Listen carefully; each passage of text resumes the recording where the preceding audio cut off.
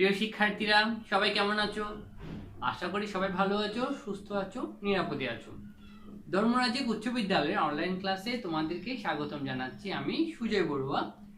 এখন আমি তোমাদের ইংলিশ সেকেন্ড পেপার অংশ থেকে টেন্স নিয়ে আলোচনা করব। তোমরা জানো আমরা টেন্স নিয়ে কিন্তু বিশদভাবে আলোচনা করেছি, অর্থাৎ present tense, past tense, future tense সম্পর্কে সম্পূর্ণ আলোচনায় আমরা করেছি, যেখানে আমরা আলোচনা করেছি কাকে বলে, তারপর আলোচনা করেছি আমরা এক্সাম্পল, প্রথমে স্ট্রাকচার, তারপর এক্সাম্পলের মাধ্যমে সেটা বোঝানো হয়েছিল, তাই না? তারপর আমরা পড়েছি তোমার নেগেটিভ সেন্টেন্স, ইন্টিগ্রেটিভ সেন্টেন্স, তারপর তোমার নেগেটিভ ইন্টিগ্রেটিভ সেন্টেন্স সম্পর্কেও বা এদের স্ট্রাকচার সম্পর্কে আমরা আলোচনা করেছি। আজকে আমরা যে আলোচনা করব টেন্স নিয়ে, সেটা হচ্ছে একটা বক্সের মধ্যে সম্পূর্ণ টেন্সকে নিয়ে আসা। অর্থাৎ এতদিন আমরা যে আলোচনা করেছি তার সম্পূর্ণটাই একটা বক্সের মধ্যে নিয়ে আসা। এবং তুমি যদি একটা কথা মনে রাখবা, তুমি যদি প্রেজেন্ট টেন্স সম্পর্কে তোমার ভালো ধারণা থাকে, তাহলে পাস্ট টেন্স এবং ফিউচার টেন্স সম্পর্কে তুমি কি করতে পারবা, লিখতে পারবে। অর্থাৎ জাস্ট স্ট্রাকচারের ভার্বগত কিছুটা পরিবর্তন এখানে। তো যাক, তাহলে আমরা কি আলোচনা করব? টেন্স নিয়ে আলোচনা করব এবং একটা বক্সের মধ্যে সম্পূর্ণ টেন্সটা আমরা নিয়ে আসার চেষ্টা করব। দেখো এবার প্রথমে দেখো আমরা এখানে লিখব প্রেজেন্ট টেন্স, প্রেজেন্ট টেন্স, তারপর এখানে লিখব পাস্ট টেন্স, তারপর এখানে থাকবে ফিউচার টেন্স, ফিউচার টেন্স। এই দেখো প্রেজেন্ট টেন্স, প্রেজেন্ট টেন্সের মধ্যে এইখানে আমরা লিখব present indefinite, present past indefinite, future indefinite tense. এখন তুমি প্রেজেন্ট ইনডেফিনিট টেন্সের স্ট্রাকচার যখন লিখবে, তুমি ইজিলি বুঝতে পারবা পাস্ট ইনডেফিনিট এবং ফিউচার ইনডেফিনিট টেন্সের স্ট্রাকচার কেমন হয়। তাহলে এই জায়গায় আমরা কি লিখব? Present indefinite tense, present indefinite tense. হ্যাঁ, তাহলে প্রথমে স্ট্রাকচার আমি কিন্তু এখানে সংক্ষিপ্ত রূপ ব্যবহার করব। স্ট্রাকচার দেখো, প্রথমে সাবজেক্ট প্লাস ভার্ব এর প্রেজেন্ট ফর্ম। এখানে ভি মানে কি বোঝানো হচ্ছে? ভার্ব, ভার্ব এর প্রেজেন্ট ফর্ম প্লাস অবজেক্ট, অথবা আমরা এখানে ব্যবহার করতে পারি এক্সটেনশন। এক্সটেনশন যেমন আমি একটা एग्जांपल নিই, হি ইটস রাইস। এখন এটাকে যদি আমরা পাস্ট ইনডেফিনিট টেন্সে নিয়ে যাই, সেক্ষেত্রে কি হবে দেখো, স্ট্রাকচার হবে সাবজেক্ট প্লাস মূল ভার্ব এর past form, past form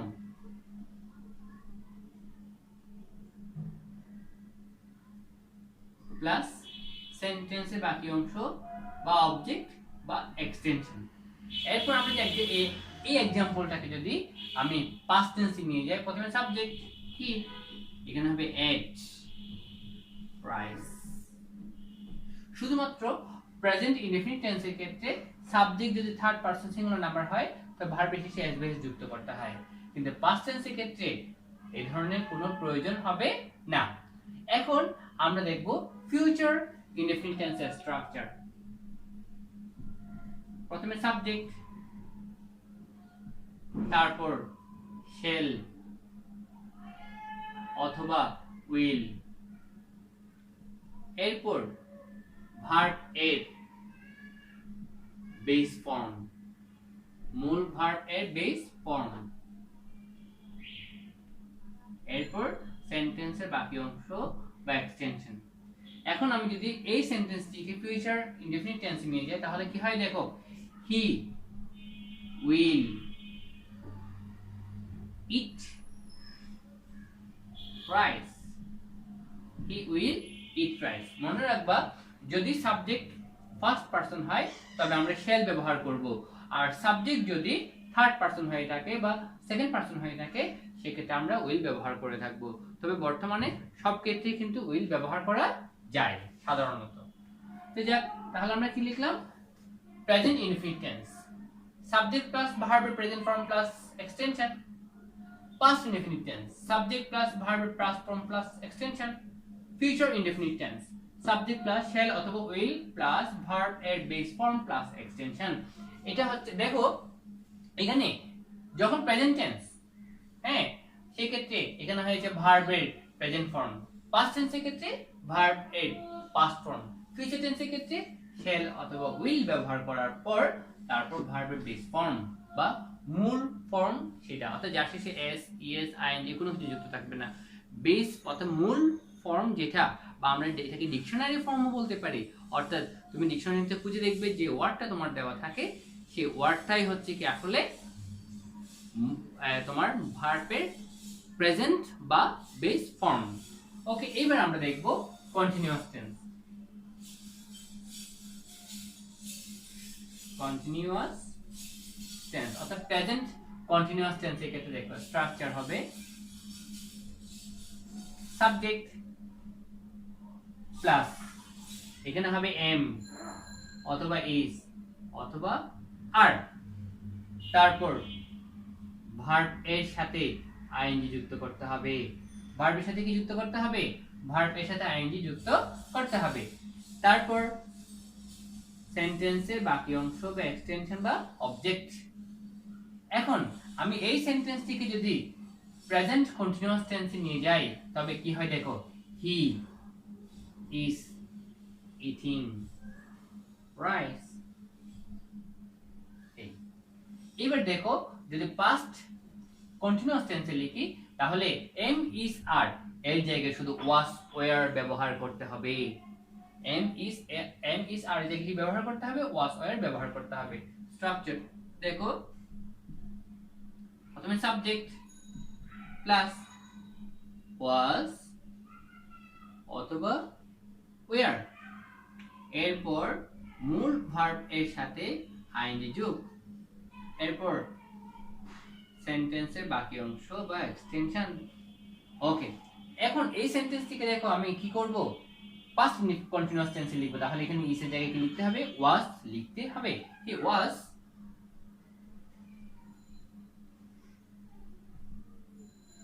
eating rice. ঠিক আছে, তারপর দেখো ফিউচার কন্টিনিউয়াস টেন্সের স্ট্রাকচার। আশা করি তোমরা এগুলো জানো, বাট একটা বক্সের মধ্যে কিভাবে এবং সহজে কিভাবে টেন্সকে মনে রাখা যায় আমরা আজকে সেই কৌশলটাই শিখছি। তাহলে দেখো প্রথমে সাবজেক্ট, তারপর শ্যাল অথবা উইল বি, শ্যাল বি অথবা উইল বি, এখানে কি হবে? শ্যাল বি অথবা উইল বি। তারপর মূল ভার্ব এর সাথে আইএনজি যুক্ত করতে হবে, এরপর সেন্টেন্সের বাকি অংশ এক্সটেনশন। এখন এই সেন্টেন্সটিকে বা এই সেন্টেন্সটিকে আমি যদি ফিউচার কন্টিনিউয়াস টেন্সে লিখি তাহলে হয় দেখো কি হয়, হি will be, he will be eating rice, he will be eating rice। তাহলে এই সেন্টেন্সটা কি future continuous tense continuous tense. Okay, এখন দেখো কন্টিনিউয়াস টেন্স, প্রেজেন্ট কন্টিনিউয়াস টেন্সে স্ট্রাকচার তুমি যদি জানো তাহলে পাস্ট কন্টিনিউয়াস টেন্স এবং ফিউচার কন্টিনিউয়াস টেন্সের স্ট্রাকচার তুমি সহজে মনে রাখতে পারবা। দেখো প্রথমে দেখো সাবজেক্ট প্লাস এম অথবা এস অথবা আর, ভার্ব আইন যুক্ত প্লাস এক্সটেনশন। এখন তুমি যদি এটাকে পাস্ট টেন্সে চিন্তা করো তাহলে হবে এম ইজ আর এর জায়গায় হবে ওয়াজ অথবা ওয়্যার। তারপর সবকিছু একই রকম, যেমন সাবজেক্ট প্লাস ওয়াজ অথবা ওয়্যার, ভার্ব আইন যুক্ত প্লাস এক্সটেনশন। দেখো সাবজেক্ট এম ইজ আর এর জায়গায় ওয়াজ ওয়্যার, তারপর ভার্বের সাথে আইএনজি যুক্ত, এখানে ভার্বের সাথে আইএনজি যুক্ত, এখানে এক্সটেনশন সবকিছু একই রকম, শুধু এম ইজ আর এর জায়গায় ওয়াজ ওয়্যার ব্যবহার করতে হবে। তাহলে তুমি যদি প্রেজেন্ট কন্টিনিউয়াস টেন্সের স্ট্রাকচার যদি তোমার ভালো জানা থাকে তাহলে পাস্ট কন্টিনিউয়াস টেন্সের স্ট্রাকচার তো মুখস্থ হয়ে যাবে তোমার।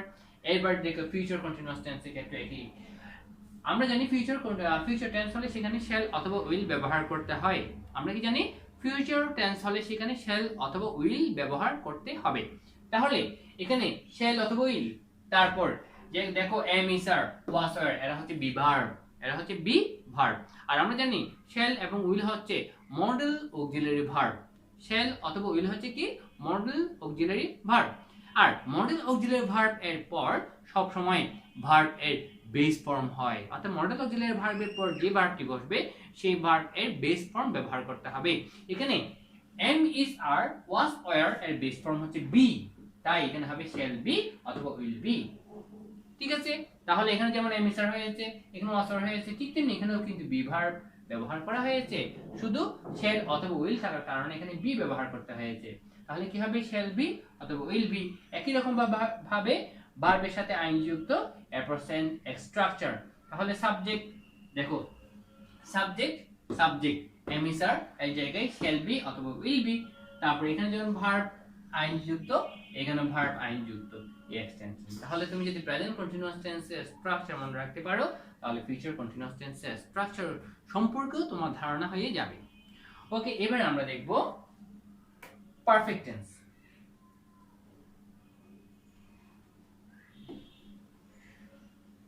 পারফেক্ট টেন্স দেখো, এবার প্রথমে স্ট্রাকচার হবে কি দেখো, প্রেজেন্ট পারফেক্ট টেন্সের স্ট্রাকচার সাবজেক্ট প্লাস হ্যাভ অথবা হ্যাজ প্লাস ভার্ব এর সাথে আইএনজি যুক্ত করতে হবে, ভার্ব এর সাথে আইএনজি যুক্ত করতে হবে, প্লাস সেন্টেন্সের বাকি অংশ বা এক্সটেনশন বা আমরা এখানে অবজেক্ট ব্যবহার করতে পারি। তাহলে এবার দেখো এই সেন্টেন্সটিকে আমি কি করব, এখন এই প্রেজেন্ট পারফেক্ট টেন্সে নিয়ে যাব। তাহলে হবে হি হ্যাজ ইট, ও sorry sorry sorry sorry sorry sorry এখানে ভার্ব আইন যুক্ত নয়, এখানে হবে ভার্ব এর পাস্ট পার্টিসিপল ফর্ম। এখানে কি হবে ভার্ব এর পাস্ট পার্টিসিপল ফর্ম। হ্যাঁ, হ্যাভ হ্যাজ এর পর সবসময় ভার্বের পাস্ট পার্টিসিপল ফর্ম হয়ে থাকে। তারপর এরপর হবে সেন্টেন্সের বাকি অংশ বা এক্সটেনশন। দেখো সাবজেক্ট প্লাস হ্যাভ অথবা হ্যাজ প্লাস ভার্বের past participle form plus extension. এখন এই সেন্টেন্সটিকে আমি যখন প্রেজেন্ট পারফেক্ট টেন্সে নিয়ে যাচ্ছি সেক্ষেত্রে হবে he has eaten rice, he has eaten rice.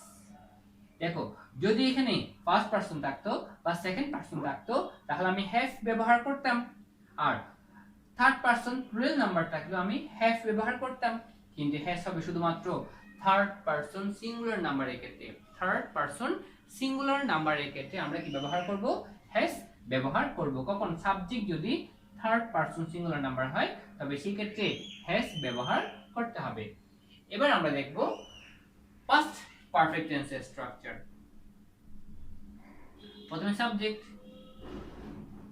তারপর হবে হ্যাড, এরপর মূল ভার্ব এর পাস্ট পার্টিসিপল ফর্ম, আমি ভিপিপি লিখছি, তার মানে হচ্ছে এখানে মূল ভার্বের পাস্ট পার্টিসিপল ফর্ম, এটা মনে রাখতে হবে। এখানে ভিপিপি মানে হচ্ছে কি মূল ভার্ব এর পাস্ট পার্টিসিপল ফর্ম।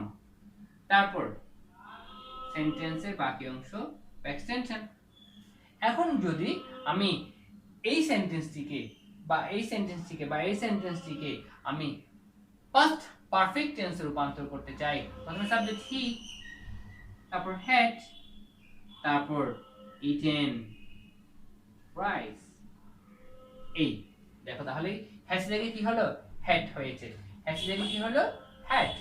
হ্যাঁ, বা হ্যাভ বা হ্যাজ জায়গায় এখানে কি হবে হ্যাড ব্যবহার করতে হবে। এই হচ্ছে পাস্ট পারফেক্ট টেন্সের স্ট্রাকচার। এবার আমরা দেখব ফিউচার পারফেক্ট টেন্সের স্ট্রাকচার। প্রথমে সাবজেক্ট, তারপর হবে শ্যাল অথবা উইল হ্যাভ, শ্যাল অথবা উইল হ্যাভ, এরপর মূল ভার্ব এর পাস্ট পার্টিসিপল ফর্ম, তারপর হবে এক্সটেনশন বা সেন্টেন্সের বাকি অংশ বা অবজেক্ট। দেখো এই সেন্টেন্সটিকে আমি যদি এখন ফিউচার পারফেক্ট টেন্স প্রকাশ করতে চাই তবে প্রথমে subject he will have, he will have eaten rice. এই he will have eaten rice, এই হচ্ছে ফিউচার পারফেক্ট টেন্সের স্ট্রাকচার। তুমি যদি এখন প্রেজেন্ট পারফেক্ট টেন্সের স্ট্রাকচার মনে রাখতে পারো, তাহলে পাস্ট পারফেক্ট টেন্স এবং ফিউচার পারফেক্ট টেন্স সম্পর্কে তোমার ধারণা হয়ে যাবে। এখানে যেমন সাবজেক্ট প্লাস হ্যাভ অথবা হ্যাজ প্লাস ভার্বের পাস্ট পার্টিসিপল ফর্ম অথবা বিপিপি প্লাস এক্সটেনশন, তাহলে তোমার পাস্ট পারফেক্ট টেন্সের স্ট্রাকচার সম্পর্কে ধারণা হয়ে যাবে। তাহলে যেমন এখানে হ্যাভ হ্যাজ এর জায়গায় হবে হ্যাড, এখানে হ্যাভ হ্যাজ এর জায়গায় হবে শ্যাল হ্যাভ অথবা উইল হ্যাভ, বাকি সবকিছু একই রকম। যেমন সাবজেক্ট সাবজেক্ট, হ্যাভ হ্যাজ এর জায়গায় কি হলো হ্যাড, ভার্বের পাস্ট পার্টিসিপল ফর্ম ভার্বের past participle form, extension extension. এই একই রকম ভাবে দেখো সাবজেক্ট সাবজেক্ট, হ্যাভ হ্যাজ এর জায়গায় হবে শ্যাল হ্যাভ অথবা উইল হ্যাভ, তারপর ভার্বের পাস্ট পার্টিসিপল ফর্ম, এখানে ভার্বের পাস্ট পার্টিসিপল ফর্ম, এক্সটেনশন এখানে এক্সটেনশন, ফুল সেম, শুধু টেন্স গত কারণে এখানে হ্যাভ আর এখানে শ্যাল হ্যাভ অথবা উইল হ্যাভ ব্যবহার করতে হয়েছে। ওকে, এবার আমরা দেখব পারফেক্ট কন্টিনিউয়াস টেন্স। দেখো পারফেক্ট কন্টিনিউয়াস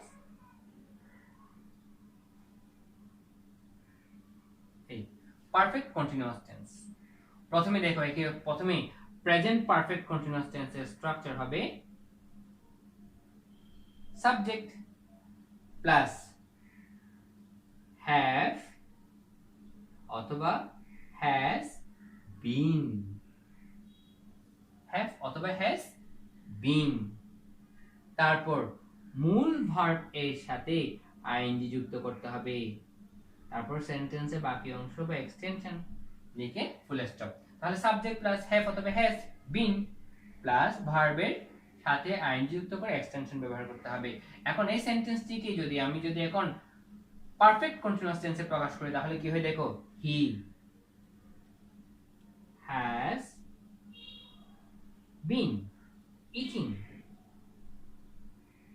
রাইস। এই তাহলে কি হলো, he has been eating rice. এবার দেখো পাস্ট পারফেক্ট কন্টিনিউয়াস টেন্সের স্ট্রাকচার। প্রথমে সাবজেক্ট, তারপর হ্যাভ হ্যাজ এর জায়গায় কি হবে হ্যাড, সেম হ্যাড, বিন এখানে হয়েছে হ্যাভ বিন বা হ্যাজ বিন, আর এখানে হবে হ্যাড বিন। তারপর একই রকম ভাবে মূল ভার্ব এর সাথে আইএনজি যুক্ত করতে হবে, তারপর সেন্টেন্সে বাকি অংশ বা এক্সটেনশন। হ্যাঁ, এখন এই সেন্টেন্সটিকে আমি এখন কি সেন্টেন্সে, পাস্ট পারফেক্ট কন্টিনিউয়াস টেন্সে প্রকাশ করব। দেখো হি had been eating rice. এই he had been eating rice। এখন এই সেন্টেন্সটা কি sentence, past perfect continuous tense. এবার আমরা দেখব ফিউচার পারফেক্ট কন্টিনিউয়াস টেন্সের স্ট্রাকচার কেমন হয়। প্রায় কিন্তু সেম, শুধু শ্যাল অথবা উইল যুক্ত করতে হবে। দেখো সাবজেক্ট প্লাস শ্যাল অথবা উইল হ্যাভ বিন প্লাস মূল ভার্ব এর সাথে আইএনজি যুক্ত করতে হবে। মূল ভার্বের সাথে কি করতে হবে, মূল ভার্ব এর সাথে আইএনজি যুক্ত করতে হবে, তারপর সেন্টেন্সের বাকি অংশ বা এক্সটেনশন। এখন এই সেন্টেন্সটিকে আমি যদি ফিউচার পারফেক্ট কন্টিনিউয়াস টেন্সে লিখি, তাহলে হবে হি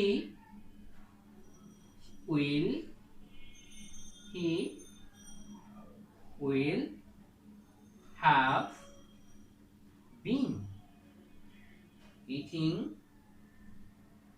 রাইস। এই তাহলে প্রিয় শিক্ষার্থী দেখো, তুমি যদি প্রেজেন্ট পারফেক্ট কন্টিনিউয়াস টেন্সের স্ট্রাকচার মনে রাখতে পারো, তাহলে পাস্ট পারফেক্ট কন্টিনিউয়াস টেন্স এবং ফিউচার পারফেক্ট কন্টিনিউয়াস টেন্স সম্পর্কে ধারণা হয়ে যাবে।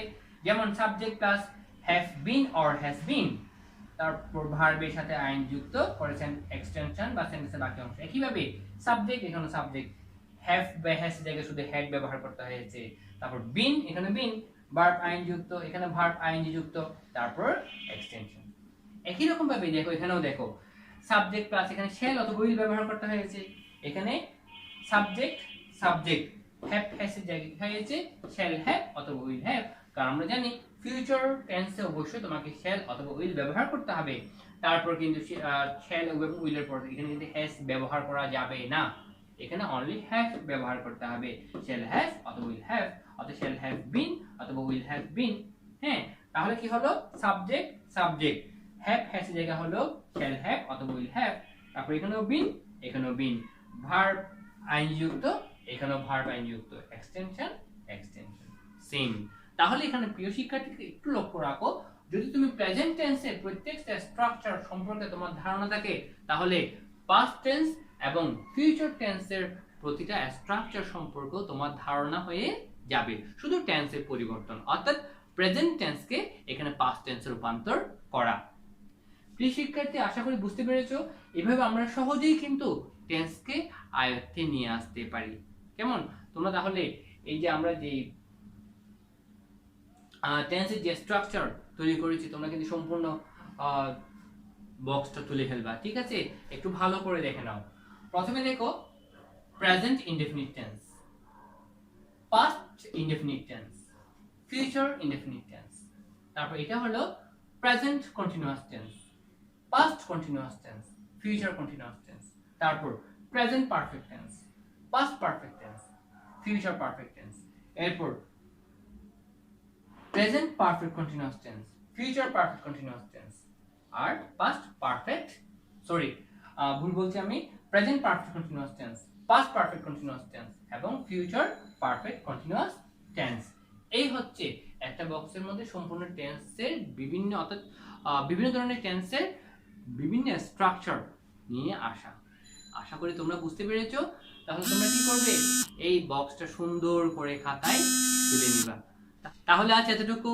সবাই ভালো থাকবে, সুস্থ থাকবে, নিরাপদে থাকবে এবং অবশ্যই স্বাস্থ্যবিধি মেনে চলবে।